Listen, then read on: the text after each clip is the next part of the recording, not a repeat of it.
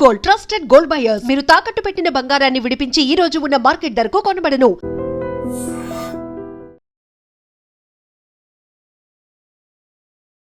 Hi hello నమస్తే, welcome to I dream. నేను మీ శ్రావ్య. మనతో పాటు ఇప్పుడు ఉన్నారు amphi registered mutual fund distributor Srinivas Reddy గారు. నమస్తే సార్. నమస్తే అండి. ఎలా ఉన్నారు? బాగున్నామండి. మ్యూచువల్ ఫండ్స్ లో చాలా బెనిఫిట్స్ ఉన్నాయి అని అంటారు. అసలు ఏం బెనిఫిట్స్ ఉన్నాయో ఒకసారి చెప్తారా? ఇది చాలా సింపుల్ క్వశ్చన్ అండి. దీంట్లో అందరికీ తెలిసిన విషయం ఇది అండి. అంటే నేను నా ఇన్వెస్టర్కి ఎవరికైనా నా దగ్గరికి వచ్చిన వాళ్ళకి మ్యూచువల్ ఫండ్ గురించి చెప్పాలి అంటే it's like your bank account. మీ బ్యాంక్ అకౌంటే, కానీ దీంట్లో ఉన్న ఇన్వెస్ట్మెంట్స్ని ఒక 5 నుంచి 7 సంవత్సరాలు మీరు ఈ బ్యాంక్ అకౌంట్లో డిపాజిట్ చేసిన మనీని 5 to 7 years అన్నా మీరు తీయకుండా ఉన్నప్పుడు మాత్రమే మీకు రీజనబుల్ రిటర్న్స్ కనపడతాయి. ఓకే, మేము ఎక్స్ప్లెయిన్ చేసే విధానం ఇట్లాగే ఉంటుంది. దీంట్లో ఉన్న అడ్వాంటేజ్ ఏంటి, డిసడ్వాంటేజ్ ఏంటని మాట్లాడుకోవాలి. మ్యూచువల్ ఫండ్లో ఎవరైనా బేసిక్ ఒక లేమ్యాన్ కనుక నేను మ్యూచువల్ ఫండ్లో ఎందుకు ఇన్వెస్ట్మెంట్ చేయాలి అన్నప్పుడు వాళ్ళకి నేను ఇన్వెస్టర్తో మాట్లాడుతున్నప్పుడు వాళ్ళకి వచ్చే క్వశ్చన్స్ కూడా ఇవే. మ్యూచువల్ ఫండ్లో మీరు ఏదైనా అమౌంట్ని ఇవాళ నా సేల్స్ ప్రజెంటేషన్ బాగుంది, లేదా ఇంకో ఎంఎఫ్డి ప్రజెంటేషన్ బాగుంది, మీరు ఒక ఇన్వెస్ట్మెంట్ స్టార్ట్ చేశారు. రేపు అన్న రోజున డౌన్ ద లైన్ 6 monthsకో 1 yearకో లేదా 1 month తర్వాత కూడా మీరు ఇన్వెస్ట్మెంట్ ఆప్ చేసినా కానీ మీరు ఆల్రెడీ ఎగ్జిస్టింగ్ ఏదైతే ఇన్వెస్ట్మెంట్ చేశారో ఆ ఇన్వెస్ట్మెంట్కి ఎలాంటి ఇబ్బంది ఉండదు. అది మార్కెట్లో ఫ్లక్చువేట్ అవుతూనే ఉంటుంది. దాని రిటర్న్స్ అనేవి జనరేట్ అవుతూనే ఉంటాయి.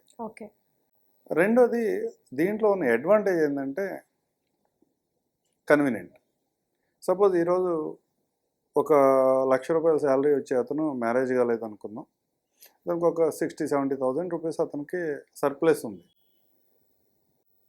నా పాటు వాళ్ళ దగ్గర ఎవరి దగ్గరికి వచ్చినప్పుడు ఒక 50,000 నేను ఇన్వెస్ట్ చేసుకో, లాంగ్ టర్మ్లో నీకు ఉపయోగపడుతుందని చెప్తాం. లాంగ్ టర్మ్ అనగానే ఎంత అనగానే జనరల్గా మేమందరం ఏం చెప్తామంటే ఒక 20 years ఉంచుకో, పిల్లలు వస్తారు, పెద్దవాళ్ళు అవుతారు, వాళ్ళ మ్యారేజ్లకు, ఎడ్యుకేషన్కు, లేకపోతే తర్వాత నీ రిటైర్మెంట్కి ఉపయోగపడుతుంది అనగానే అతనికి భయం స్టార్ట్ అవుతుంది. అంత లాంగ్ టర్మ్ నేను చేయగలను, 20 సంవత్సరాల ఈ లాంగ్ టర్మ్ నేను చేయగలనా, రేపు ఏదన్నా నా లైఫ్లో అన్సర్టనిటీ వస్తే, ఏదన్నా నా జాబ్లోనో లేకపోతే నా ఇన్కమ్ సోర్సెస్లో అన్సర్టనిటీ వస్తే కనుక ఈ ఇన్వెస్ట్మెంట్ నేను కంటిన్యూ చేయలేను, కానీ భయం అయితే ఉంటుంది. అలాంటి భయం మ్యూచువల్ ఫండ్లో ఉండాల్సిన అవసరం లేదు. నీ ఇన్వెస్ట్మెంట్ని ఎప్పుడైనా ఆఫ్ చేయొచ్చు, నీ ఇన్వెస్ట్మెంట్ పార్షియల్గా ఎప్పుడైనా హోల్డ్ చేసుకోవచ్చు. మీ ఇన్వెస్ట్మెంట్లు సపోజ్ ఎస్ఐపి రూట్లో వస్తున్నారు, నెలకు ఒక 50,000 స్టార్ట్ చేశాను, మీకు ఫ్యూచర్లో మీ యొక్క ఇన్కమ్స్ పెరిగితే కనుక ఇంక్రీజ్ చేసుకోవచ్చు. ఇన్కమ్స్ తగ్గినాయి అనుకున్నప్పుడు దాన్ని డిక్రీజ్ చేసుకోవడానికి కూడా దీంట్లో ఆప్షన్స్ ఉంటాయి. అంటే ఫ్యూచర్లో ఏదో జరిగిద్దని భయపడి ఇవాళ మీ ఇన్వెస్ట్మెంట్ 10 yearsని కానీ ఈ అమౌంట్స్ని కానీ మీరు తగ్గించుకోవాల్సిన అవసరం లేదు. ఇది మేజర్ అడ్వాంటేజ్. దానివల్ల ఏమవుతుందంటే ఎక్కువ పోర్షన్ కనుక ఇన్వెస్ట్మెంట్లోకి రాగలిగితే అన్నెసరీ ఎక్స్పెన్సెస్ అనేవి తగ్గిపోతాయి. దానివల్ల లాంగ్ టర్మ్లో వెల్త్ క్రియేట్ చేయగలుగుతాం. డిసడ్వాంటేజ్ ఏంటంటే లిక్విడిటీ. యాక్చువల్గా దీంట్లో ఉన్న అడ్వాంటేజ్ కూడా లిక్విడిటీనే. ఎప్పుడు కావాలంటే అప్పుడు మీ అవసరాలకు తగ్గట్టుగా మనీ విత్డ్రా చేసుకోవచ్చు. కాబట్టి మ్యూచువల్ ఫండ్లో ఇన్వెస్ట్మెంట్ చేస్తే మీ ప్రతి అవసరానికి డబ్బులు ఉపయోగపడతాయని చెప్తాం. కానీ అదే నెగిటివ్ సైడ్ కూడా ఆలోచించినప్పుడు కూడా అరే మ్యూచువల్ ఫండ్లో ఎప్పుడు కావాలంటే అప్పుడు విత్డ్రా అవుతున్నాయి కదా అని చిన్న అవసరాలకు కూడా విత్డ్రా చేసుకుంటూ వెళితే దీంట్లో లాంగ్ టర్మ్లో వెల్త్ క్రియేట్ చేయడం అనే ఆప్షన్ దీంట్లో కూడా ఉండదు.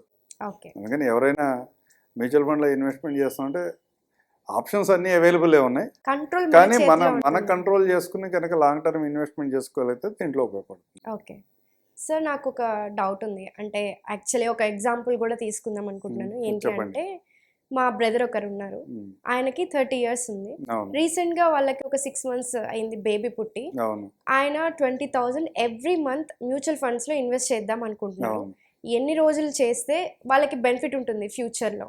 ఫ్యూచర్లో మీరు చెప్పిన ఉదాహరణ పెట్టి ఎన్ని రోజులు చేసినా బెనిఫిట్. అది ఇంట్లో 5 years చేస్తే ఒక అమౌంట్ వస్తుంది, 10 years కనుక అతను కంటిన్యూ చేయగలిగితే ఒక అమౌంట్ అక్యుములేట్ అవుతుంది, 15, 20, 30 years అక్యుములేట్ చేస్తే ఒక అమౌంట్ అక్యుములేట్ అవుతుంది. అతను ఎన్ని రోజులు ఇన్వెస్ట్మెంట్ని కంటిన్యూ చేసాడు అన్నది మాత్రమే దీంట్లో క్వశ్చన్ మార్క్.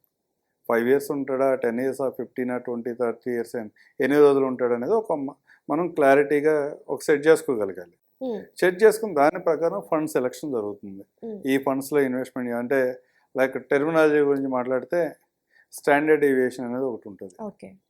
తక్కువ టెన్యూర్ ఉన్న వాళ్ళకి నేను 3 ఇయర్స్లోనే నాకు మనీ కావాలి, 5 ఇయర్స్లోనే నాకు మనీ కావాలనేటప్పుడు మేము స్టాండర్డ్ డీవియేషన్ అనేది కొంచెం తక్కువ ఉన్న ఫండ్స్లో ఇన్వెస్ట్ చేస్తాం. అంటే ఓకే. స్టాండర్డ్ డీవియేషన్ వాలటైలిటీని రిఫ్లెక్ట్ చేస్తూ ఉంటుంది.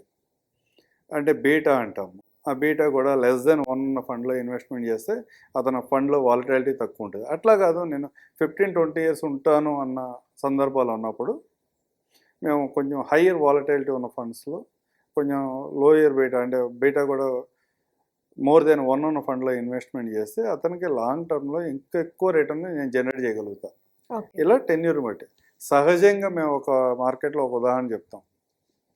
ఒక 20,000 రూపాయలు కనుక వాళ్ళ పిల్లలు 0 ఏజ్లో ఉన్నప్పుడు కనుక ఇన్వెస్ట్మెంట్ చేయడం స్టార్ట్ చేస్తే అప్పుడే ఒక కిడ్స్ వచ్చి బాబా పుట్టారు, వాళ్ళ కోసం ఇతను ఇన్వెస్ట్మెంట్ చేస్తున్నాడు అనుకున్నప్పుడు జనరల్గా ఒక 30 ఇయర్స్ ఉన్న పిల్లలు ఒక ఫ్యామిలీ చేస్తున్నారు అనుకున్నప్పుడు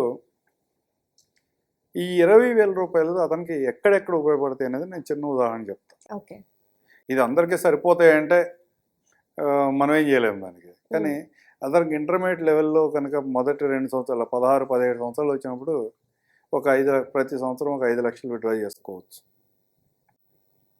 ఇంటర్మీడియట్ తర్వాత గ్రాడ్యుయేషన్లో కూడా అతను దగ్గర ప్రతి సంవత్సరం 4 సంవత్సరాల్లో ప్రతి సంవత్సరం 10 లక్షలు విత్డ్రా చేసుకుంటూ వెళ్ళవచ్చు. అంటే అక్కడికి 50 లక్షల రూపాయలు విత్డ్రా చేసుకున్నాడు. 50 లక్షలు విత్డ్రా చేసిన తర్వాత పోస్ట్ గ్రాడ్యుయేషన్ చేస్తా అంటున్నాడు అనుకుంటే అక్కడ ఒక ₹1 కోటి విత్డ్రా చేయొచ్చు. అంటే ₹1.5 కోటి అప్పటికి విత్డ్రా చేసాం. ఓకే. ఒక 25-26 సంవత్సరం వచ్చేప్పటికి మ్యారేజ్ చేద్దాం అనుకున్నాం, ఒక 50 లక్షల రూపాయలు విత్డ్రా చేసాం. అంటే 2 కోట్లు విత్డ్రా చేసాం.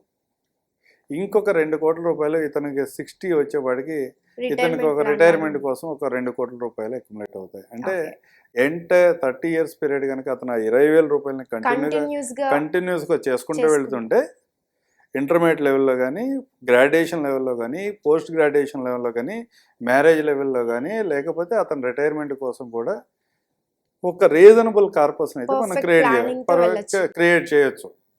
కానీ దీంట్లో కూడా చాలామంది 30 ఇయర్స్ అప్పుడు 2 కోట్లు ఏం సరిపోతున్నారు రిటైర్మెంట్కి, లేకపోతే ఒక 15 ఇయర్స్ తర్వాత హైయర్ ఎడ్యుకేషన్ 1 crore ఏం సరిపోతుంది.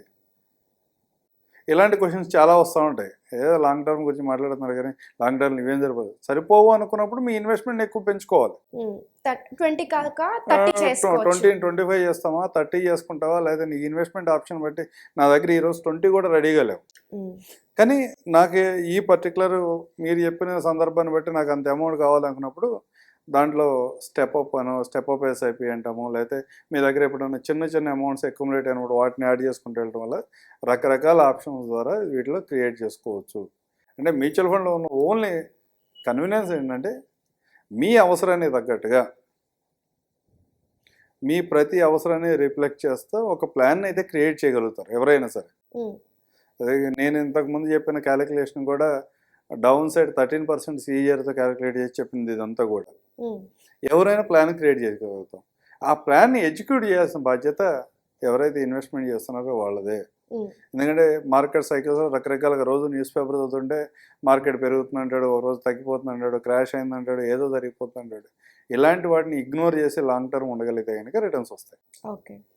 దీంట్లో మ్యూచువల్ ఫండ్లో ఎందుకు మ్యూచువల్ ఫండ్లో చేయాలి, మ్యూచువల్ ఫండ్ మన లైఫ్లో ఎలా ఉపయోగపడుతుంది అంటే ఈ ఉదాహరణ ప్రాపర్గా ఉంటుందని నేను అనుకుంటాను. ఎందుకంటే మేము ఎక్స్ప్లెయిన్ చేసే విధానం కూడా ఇట్లాగే ఉంటుంది. ఎందుకంటే ఉన్న అమౌంట్ అంతా అంటే అతను ₹1,00,000 సంపాదిస్తున్నాడు, 2 లక్షలు సంపాదిస్తున్నాడు అంటే 100% అమౌంట్ అంతా తీసుకొచ్చి మ్యూచువల్ ఫండ్లో ఇన్వెస్ట్ చేయడానికి ఎవరు సిద్ధంగా ఉండరు. అది కరెక్ట్ వే కూడా కాదు. అట్లీస్ట్ ఒక 20% కనుక మీరు ఇన్వెస్ట్మెంట్ చేయగలిగితే మీ లైఫ్ సైకిల్స్ వచ్చే మేజర్ గోల్స్ అన్నిటిని ఇది అడ్రస్ చేస్తుంది. చాలా మందికి ఉంటుంది కదా సార్ ఒక భయం, ఇప్పుడు మీరు అన్నట్లుగా మార్కెట్ క్రాష్ అయితే నష్టాల్లో పడిపోతే అనే ఉద్దేశంతో అంటే ఇన్వెస్ట్ చేసిన అమౌంట్ బయటకు తీసేయడమో లేకపోతే ఇంకా ఇన్వెస్ట్ చేయకుండా ఉండడమో జరుగుతుంది. సో అలాంటివి చేయొచ్చు అంటారా? జనరల్గా మ్యూచువల్ ఫండ్లో ప్రతి సందర్భంలో కూడా మీకు ఒక 10 సంవత్సరాల తర్వాత అవసరం ఉందనుకుంటే మీరు 8వ సంవత్సరం నుంచే మార్కెట్ని అబ్జర్వ్ చేయాలా. 8వ సంవత్సరంలో మార్కెట్ రీజనబుల్ రిటర్న్ ఇచ్చిందంటే ఆ రోజే మీ అవసరాన్ని తగ్గట్టు అమౌంట్ విత్డ్రా చేసుకుని సేఫ్ అసెట్లో FDలో పెట్టుకుంటామా, ఇంకో దాంట్లో పెట్టుకుంటాం, అప్పుడే చేసుకోవాలి. అట్లాగే నాకు పర్టికులర్గా 10వ సంవత్సరంలోనే ఇంత అమౌంట్ కావాలంటే మ్యూచువల్ ఫండ్లో సాధ్యపడదు. ఒక్కోసారి ఎక్కువ రావచ్చు, ఒకసారి తక్కువ కూడా రావచ్చు.